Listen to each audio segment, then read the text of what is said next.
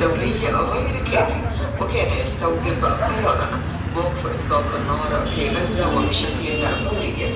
معنا الدكتور منير نسيبي، أستاذ القانون الدولي بجامعة القدس. في مجلس الأمن الولايات المتحدة لها قوة كبيرة جدا، فهي من الدول ذات المتوسطة في مسؤوليتها، وبالتالي هي تستطيع أن تعرقل أي مشروع قرار إذا كان قرارا عقلاني وهو في استخدام حقيقة.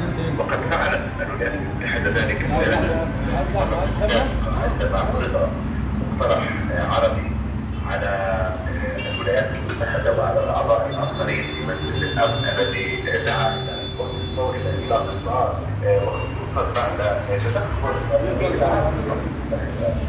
غوتيريش وطلبه بأن يعني يتم وقف إطلاق النار فورا نجيبها لك.